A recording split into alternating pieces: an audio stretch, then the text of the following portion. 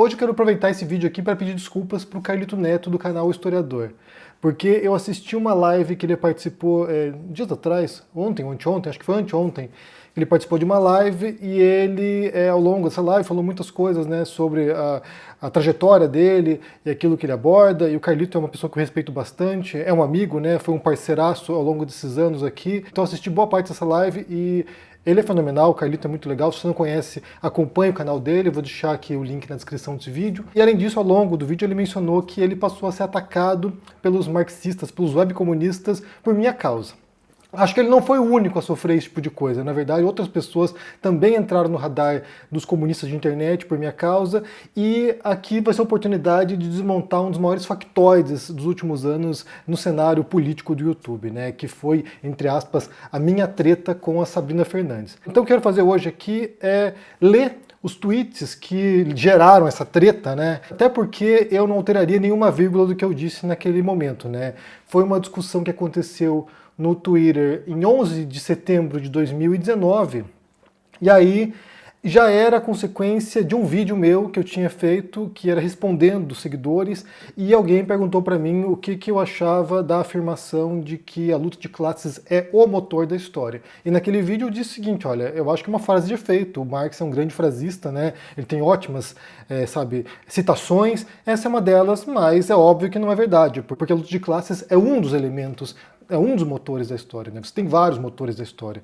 Então eu falei isso e aí gerou um monte de reação na internet, as pessoas ficaram revoltadas por eu ter, sei lá, supostamente contestado o Marx. Daí eu joguei pro Twitter essa ideia e aí foi que o negócio começou a escalar, né? Então eu publiquei o seguinte aqui no dia 11 de setembro. Você afirma que a luta de classes não é o motor da história e tem um monte de gente revoltada porque não entendeu que a história tem incontáveis outros motores que são tão ou mais importantes do que a luta de classes, que nem sempre esteve presente nas sociedades humanas. Então eu publiquei isso e aí os comunistas vieram em peso responder nesse tweet. E aí uma das pessoas que apareceu lá para comentar, foi convocada pelas pessoas, né, foi a Sabrina Fernandes, que tinha um canal na época, o Tese 11. E aí, infelizmente, as respostas dela não estão disponíveis, ela apagou as respostas depois. Mas eu tenho aqui o que eu escrevi para ela e você pode perceber que foi uma conversa totalmente normal, foi uma conversa totalmente civilizada, né, coisa que é bem rara de acontecer na internet. E aí ela disse alguma coisa, ela meio que veio justificar, né, a afirmação do Marx, e aí eu cito um trechinho da fala dela, o seguinte: olha, afirma a importância do conflito na história. E daí eu falo, sem dúvida alguma, mas um conflito que se dá contra a natureza, entre indivíduos, entre gerações, entre classes, entre diferentes povos, entre diferentes nações. Sobrevivência, economia, desastres climáticos, tensões entre povos antagônicos, expansão por recursos, lideranças influentes, religião, epidemias, avanços tecnológicos, etc, etc, etc. Ou seja, aqui estou enumerando vários fatores, né, vários motores da história que não estão ligados necessariamente ou diretamente à luta de classes. É claro que você pode sempre ler essas coisas, né, esses eventos, a expansão colonial, por exemplo, né, você pode pegar lá as grandes navegações dos portugueses e espanhóis no século XV e XVI e você usar isso para ler sobre a perspectiva da luta de classe. Você pode fazer isso, mas há muitos eventos históricos, há muitas circunstâncias fundamentais na história da humanidade que não têm relação direta com a luta de classe. Por exemplo, basta pensar na Reforma Protestante. Você tem lá o Martinho Lutero, que era um sacerdote católico, que se revolta com aquilo que ele considera como se fossem, más práticas do catolicismo, e ele rompe com a Igreja Católica e funda lá uma vertente protestante, e isso vai gerando uma onda de, movimentos protestantes pelo mundo. Isso aqui foi uma disputa intraclasse, né? Não entre classes, mas dentro de uma mesma classe, que era o clero. Então, assim, você tem vários momentos como esse, como as grandes navegações, por exemplo. A não ser que você entenda os indígenas das Américas como uma classe particular, ali você tem um tipo de expansão que, claro, vai ter elementos que envolvem luta de classes, vai, mas a questão central, que é a exploração colonial, inicialmente pelo menos, não tem relação diretamente com aquilo que o Marx está dizendo, né? Isso pode valer para vários momentos da história, né? Disputa entre monarcas na Idade Média, né? Embates que se dava ali. Como eu falei, você pode ler isso com base na luta de classes? Pode ler, mas ali você tem disputa entre os aristocratas, entre a monarquia, que estão lutando por recursos, lutando por território, lutando para destruir o inimigo e assim por diante. Então, assim, tem muitos momentos na história da humanidade que não tem relação direta, cujo motor de transformação não era a luta de classe. Tá, prosseguimos. Daí ela responde alguma coisa, né? Ela não tem aqui a resposta dela e eu respondo. Bem, teríamos de analisar os povos ditos primitivos, né? Certamente não havia essa noção de classe como definida por Marx, que aliás foi rejeitada posteriormente por Marcuse. E aí ela dá uma outra resposta e, nesse momento aqui, ela vem explicar para mim como se entende a noção de classes na obra do Marx. Daí eu falei, olha, estamos falando de um autor que escreveu uma obra monstruosa e que foi refinando os conceitos ao longo de décadas de sua produção, a partir das inevitáveis críticas que recebeu. A gente tem que pensar que o Marx escreveu durante 40 anos, né, mais de 40 anos. Então, assim, ele produziu talvez mais de 1 milhão de páginas. Foi um autor bastante produtivo, bastante prolífico, e aí entra um problema da leitura anacrônica, né, de você se aproximar desse autor e pegar um conceito que ele apresentou, por exemplo, no Manifesto Comunista, que foi de 1848, e tentar entender a obra dele a partir daquele conceito. É por isso que, geralmente, quando você pesquisa um texto na academia, por exemplo, você acaba, cerceando, você acaba delimitando qual é o objeto do seu estudo. Então, assim, qual é a noção de luta de classes no Manifesto Comunista de 48? Então, você delimita aquele campo para que você não faça uma leitura que seja incorreta, porque pode ser que esse conceito, ao longo da obra dele, né, ao longo de 40 anos que ele produz, vá se transformando e vá sendo refinado até para lidar com essas críticas inevitáveis que ele recebeu de muita gente. Ou o Engels também, né? O Engels que era o parceiro ali, que era o coautor com o Marx. Não há a menor dúvida de que ao longo de 150 anos de marxismo, a ideia de classes, luta de classes, deve ter mudado bastante, e hoje em dia, quando se fala de classes, não se fala aquilo que talvez o Marx estivesse dizendo, né? Daí prossegue aqui. Penso que um dos maiores equívocos é ler autores do passado como se estivessem falando conosco hoje. A sociedade sobre a qual Marx refletia não é a mesma de hoje. Como ele não era um profeta, prefiro uma leitura contextualizada, ou seja, entender como ele se referia naquele momento específico que ele produzia, né? Século XIX, falando do mundo, né, da Inglaterra, da Europa, daquele momento específico no qual ele estava inserido. Inclusive, isso é uma recomendação para qualquer autor, né? Se você for ler um autor de filosofia, antiga, da Grécia Antiga, é importante você entender o contexto, com quem ele estava dialogando, com quem ele estava falando, né? Quais eram as preocupações daquele momento, porque isso vai esclarecer, isso vai iluminar tremendamente a obra. Você lê Platão com os olhares de hoje vai te dar uma leitura que você pode entender o que ele disse, você pode entender a articulação do pensamento dele, mas dificilmente, se você não fez esse trabalho de contextualização, você não vai entender por que aquilo ali é uma preocupação para ele e com quem ele estava falando, basicamente, né? Daí prossigo. E acho perigoso buscar regras universais para sociedades humanas, quando, pelo que tudo indica, elas não existem.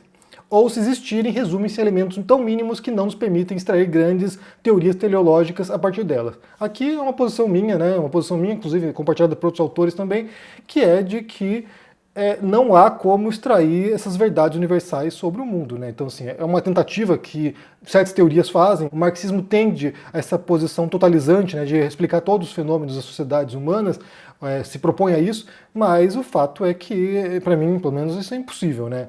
Daí ela disse alguma coisa que, e eu cito, né, uma frase dela: a lógica dialética é o elemento fundamental para se fazer análise entre abstrato e concreto. Então ela está se referindo aqui que, na verdade, o que o Marx propõe é um método para você entender a realidade, né? Daí eu respondo: desde que você aceite tais pressupostos, evidentemente.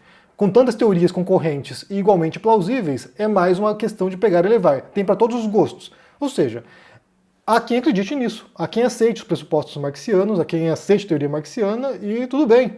E há quem não aceite, e há muita gente que não aceita, na verdade, né? Inclusive, atualmente, a teoria do Marx é uma teoria minoritária na academia e no pensamento. Então, assim, há muitas teorias para poder explicar os fenômenos da sociedade humana, do capitalismo, da economia e assim por diante. Então, assim, ninguém é obrigado a aceitar esses pressupostos marxianos.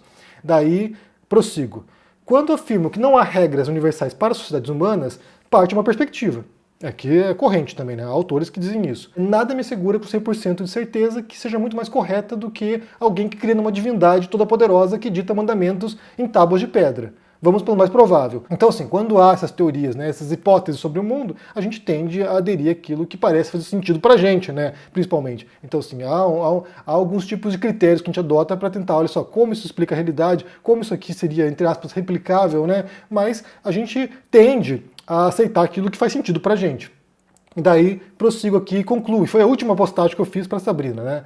E como cético, filosoficamente que sou, compreendo que muitas dessas explicações que desenvolvemos sobre a realidade funcionam como muletas para nos dar algum conforto de que compreendemos algo. Precisamos dessas explicações metanarrativas. Então aqui não falo só em questão de quem é marxista, aqui eu falo de todo mundo, na verdade, quase todo mundo, pelo menos, né? Quando alguém adere a uma crença, uma religião, ou uma teoria política, ou uma visão filosófica, assim por diante, nós estamos tentando buscar um tipo de resposta que nos satisfaça ou que apazigue a angústia nossa de não saber. entendemos como o mundo funciona. Então, assim, todo mundo praticamente adota uma visão de mundo, ou é permeado por uma visão de mundo que nos dá esse solo, que é o solo existencial, né? Um solo de respostas mínimas para que você possa acordar hoje e dizer, olha, minha vida tem sentido. O fato de eu estar aqui me levantando tem algum propósito. Então todo mundo adere a ideias assim. Os marxistas aderem a ideias assim, quem segue religião, quem segue outras ideologias, assim por diante. Então aqui não estou falando nada que seja absurdo, nada que não seja conhecido, inclusive de qualquer pessoa que estuda a história do pensamento. Então essa foi a minha interação com ela, foi isso que eu escrevi para ela, não a ofendi em nenhum momento. Sempre respeitei o trabalho dela, inclusive, né? Tanto que antes dessa situação aqui, eu havia mencionado o canal dela algumas vezes aqui, recomendando que as pessoas assistissem. Então, sim, não havia nenhuma rivalidade com a Sabrina, nenhum tipo de, sabe, rusga com ela, ou treta com ela, e aí foi essa interação, como eu falei, é uma pena que não tenha as respostas dela, porque seria interessante ver o que ela escreveu aqui. Daí o que aconteceu? Qual foi o problema a partir disso, né? Aqui eu defendi minha posição, que era a posição em 2019 e a posição hoje, né? É aquilo que eu acredito, aquilo que justifica a minha perspectiva sobre as questões e os problemas. E aí, o que aconteceu foi que, cada vez que eu respondia aqui, vinha um monte de gente, né? Vinha um monte de gente me insultar, vinha um monte de gente dizer coisas, sabe, absurdas pra mim, assim, né? Não, sei lá, olha só a Sabrina humilhando o Henry, a Sabrina jantando o Henry. E aí eu achei estranho, porque eu não tinha tantos seguidores na época, nunca fui um usuário muito empolgado do Twitter, não. Eu usava o Twitter porque era um modo de fazer pesquisa, mas eu não era um grande usuário assíduo do Twitter. Então eu não sabia como funcionava muito bem. 2019 foi o ano que eu comecei a utilizar mais o Twitter, né? E aí, quando eu fui perceber, eu vi que ela respondia pra mim, né, a Sabrina respondia pra mim, e ela retuitava a resposta dela pros seguidores dela. De certa forma, ela estava instigando a fanbase dela, que era muito maior do que a minha na época, no Twitter pelo menos, ela estava instigando os seguidores dela a virem me atacar, a virem, sabe, no meu perfil, mandar desaforos pra mim. E aí, ao perceber isso, eu fiquei muito puto. Falei, gente, ela está aqui jogando a galera contra mim, tá me jogando pros leões aqui pra me queimar. E aí eu comecei a bloquear geral, comecei a bloquear quem estava me xingando e bloqueei também a Sabrina, porque eu achei que foi desleal essa postura dela. Não sei se era a intenção dela, que vamos ser aqui honestos, não sei se a intenção dela era fazer isso, só compartilhar aquilo que estava dizendo, eu não sei qual era a intenção dela, mas o efeito foi esse, o efeito foi jogar a audiência dela contra mim. Então bloqueei geral, bloqueei a galera, que é o que eu faço aqui no canal também. Chegou aqui para me insultar, eu bloqueio. Por quê? Por que eu faço isso? Eu não era minha postura anteriormente. Quando estava no Orkut, por exemplo, eu deixava lá a coisa rolar, né? Eu tinha várias comunidades que eu moderava, que eu era dono da comunidade, e eu deixava lá o pau comer. Então, assim, é livre expressão, né? Vamos usar esse espaço aqui para poder expressar nossas ideias, mesmo que sejam insultuosas, mesmo que tenha xingamentos, mesmo que seja, sabe, grosseiro, vamos deixar rolar. E daí eu mudei essa posição quando eu vim para o YouTube. Por quê? Porque o YouTube, há um fenômeno aqui que é muito perceptível, né? Se alguém vem e te xinga, isso parece que abre comporta para que outras pessoas te xinguem. Então, assim, é quase um efeito espelho. As pessoas olham aquilo ali, macaco viu, macaco faz. E a pessoa vai e imita. Então, assim, se você deixa a brecha para que as pessoas fiquem te xingando, isso vai contaminando a percepção das pessoas sobre você, e isso vai estimulando outras pessoas a fazerem isso. Então, eu bloqueio. Até porque vocês estão na minha casa, né? Aqui atrás aqui é meu escritório. Então, vocês estão dentro da minha casa, vocês estão sendo recebidos por mim aqui no meu espaço. Esse canal que é o meu espaço, né? É minha casa. Então, assim, eu não vou permitir que ninguém venha aqui para me xingar, para me insultar, para, sabe, me dizer desaforos. Então, assim, não é um espaço para que você seja mal educado. Não é um espaço para que você seja escroto. Se você vem para cá, seja educado, tente, se esforce para ser uma pessoa civilizada. Então, assim, no meu espaço, na minha casa, não vai acontecer isso. Então, bloqueio geral, e fiz isso e não me arrependo, não. Porque o que aconteceu? Naquele momento ali, em 2019, a gente estava no auge do bolsonarismo, né? No auge, o Bolsonaro havia sido eleito, em 2019 ele assume, e eu sendo ameaçado de morte por bolsonaristas, tendo meus dados expostos por bolsonaristas, sendo processado por galera. Então, assim, eu na linha de frente contra o bolsonarismo, eu e o Carlito e outros influenciadores na época, né? A gente na linha de frente contra o bolsonarismo, e aí ter que ficar lidando com facada nas costas, aí realmente pra mim não fazia sentido. Eu não tinha a menor intenção de ficar lutando em duas frentes. Ah, não, tem que enfrentar os bolsonaristas e enfrentar os comunistas querendo me fuder. Não, daí naquele momento o que eu decidi não vale a pena, bloqueio mesmo, não preciso interagir com essas pessoas, não tenho intenção de interagir com elas, bloqueio e é isso, vou seguir minha vida. Então foi o que aconteceu. Foi essa troca aqui, foi uma conversa totalmente normal, uma conversa inclusive, sabe, teórica aqui sobre questões envolvendo teorias, quais teorias são capazes de explicar o mundo. Tem gente que acha que é o Marx e o marxismo e os autores marxistas, tem gente que não acha, ou seja, boa parte das pessoas não acha que seja o marxismo que dá respostas, e isso tá tudo bem. Você pode acreditar no que você quiser, você pode aderir à ideia que você quiser, você pode aderir às teses que você quiser, você pode descartar as teses que não quer dentro de uma teoria que você adota, ou seja, você tem liberdade de fazer isso. Isso aqui acontece na academia, acontece fora da academia, acontece com religiões, com dogmas, com outras doutrinas e assim por diante. Então, assim, ninguém é obrigado a acolher essas ideias, ninguém é obrigado a ser marxista, ninguém é obrigado a não ser marxista. Então é isso. Só que daí o que aconteceu foi que, como disse o Carlito, a partir disso aqui, né, a partir do fato de eu ter interagido com Sabrina e bloqueado porque estava me xingando, ele passou a ser atacado porque é meu amigo ou porque estava num grupo na época, né, que era a Resistência, nos canais da Resistência, estava num grupo de canais que estavam alinhados com aquilo que eu estava dizendo, aquilo que nós estávamos dizendo, né, porque era muita gente diferente dizendo coisas diferentes. Então, é ridículo. Ou seja, o Carlito, aqui eu tenho que pedir desculpas para ele, porque ele foi alvo da intolerância e da ignorância e, sabe, e do extremismo político, que é aquilo que eu enfrento ao longo desses anos, né? Então, assim, o meu enfrentamento aqui não é anticomunista. Não é anticomunista porque eu tenho boas relações com um monte de comunista, né? Basta pensar aqui no meu canal, por exemplo, quem já veio aqui falar no canal, já veio Flávio Dino, quando era governador do Maranhão pelo PCdoB, Flávio Dino esteve aqui, a Jandira Fegali esteve aqui, excelente, adoro a Jandira Fegali, também do PCdoB, já esteve aqui a Samia Bonfim, que se diz marxista, né, do PSOL, já esteve aqui também, já falei, já conversei algumas vezes com a Manuela Dávila. Inclusive, a Manuela Dávila escreveu a quarta capa desse meu livro infantil aqui que eu fiz com a Carolina Arcari. A quarta capa aqui, o texto é da Manuela Dávila, que eu pedi para ela escrever. Então, assim, tenho boas relações com marxistas, nunca tive problema com um trotskista, para começar. Então, assim, é uma vertente do marxismo com qual não tem nenhuma pendenga, nenhum problema. Tanto que eu sempre menciono aqui o Gustavo Machado, que é trotskista. Ou seja, o meu problema tem a ver com um tipo de militância muito específico, que nem sequer era da Sabrina Fernandes. Sabrina Fernandes sempre foi muito respeitosa, sempre teve um conteúdo bastante razoável, né? Razoável, me parece ético também. A própria Rita Von Hunt também tem um canal que é bastante, sabe, razoável. Então, assim, não tenho problema com marxista, nem com comunista. O meu problema é com extremista e com fanático. Aí sim eu tenho sérios problemas, e aí não importa se é bolsonarista, não importa se é MBL, não importa se é olavista, não importa se é webcomunista. Então, assim, meu problema é com extremismo político, porque para mim isso contamina o debate, isso contamina as interações, isso prejudica a compreensão da realidade, isso cria um tipo de visão dicotômica, né, binária no mundo, no qual há o meu grupo e os inimigos. Isso é muito prejudicial para o debate público, isso é muito prejudicial para a democracia como a gente entende. Então, para mim, isso é o perigo. É o extremismo político, é o fanatismo político, isso é perigoso pelas práticas, né? Não pelas ideias, porque as ideias você pode ser um cristão fanático e isso é prejudicial, sendo que o cristianismo, em tese, prega o amor ao próximo, né? Então, assim, para mim, o problema é o fanatismo, sabe, é ser bitolado, é ser intransigente, e aí sim isso é um perigo tremendo, e isso é uma coisa que eu enfrento e vou continuar enfrentando. E eu entendo que há vertentes, há grupos, há influenciadores marxistas que são extremistas, sim, são pessoas que são fanáticas em termos dogmáticos, e isso é um problema. Isso é um problema que, como eu falei, não vou fechar os olhos para isso e não vou fingir que não está acontecendo. Então, nesse sentido aqui, esse enfrentamento vai continuar porque é aquilo que eu tenho feito ao longo desses anos. É justamente perceber os riscos do extremismo político que pode levar, às vezes, à violência. Isso é um fato. Basta pensar aqui, caso do bolsonarismo agora, né? A gente está vendo essa semana aqui como o extremismo político bolsonarista quase levou a um golpe de Estado e quase levou a um assassinato político de figuras centrais. Lula, Alckmin, Alexandre de Moraes. Então, assim, não acho que a gente possa menosprezar os riscos de um tipo de discurso que parte do antagonismo do nós contra eles e de como nós somos os bonzinhos e os outros são maus e têm que ser destruídos.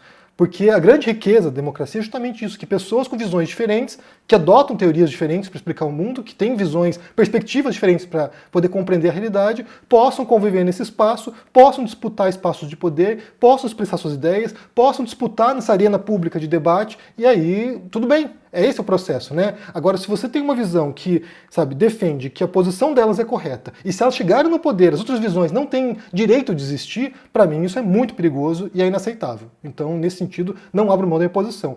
Peço desculpas ao Carlito porque ele sofreu sofreu por algo que foi uma bobagem, né? Respingou nele por uma coisa que foi um diálogo normal, mas a minha postura de bloquear a Sabrina, que eu acho que foi acertada, porque, como eu falei, eu não tinha intenção de ficar lutando em duas frentes. Não vou ficar enfrentando o bolsonarismo, sofrendo ameaça de morte, e sendo xingado por comunista maluco de internet. Não vou, não vou. Bem, então essa foi a situação. Mais uma vez, desculpa, Carlito. Carlito sabe que eu vou fazer esse vídeo aqui, eu falei com ele antes, né? Então não tô pegando ele de surpresa aqui, não. Eu falei com ele antes, então ele sabe que eu vou fazer esse vídeo. E vale a recomendação de acompanhar o Carlito, o trabalho dele é muito bom. Ele tem uma pegada que vai muito mais nas minúcias das tramas políticas no Brasil hoje, então é um trabalho bastante cuidadoso. Ele é muito dedicado na pesquisa dele, então vale conferir. E é isso, o enfrentamento contra o fanatismo político continua.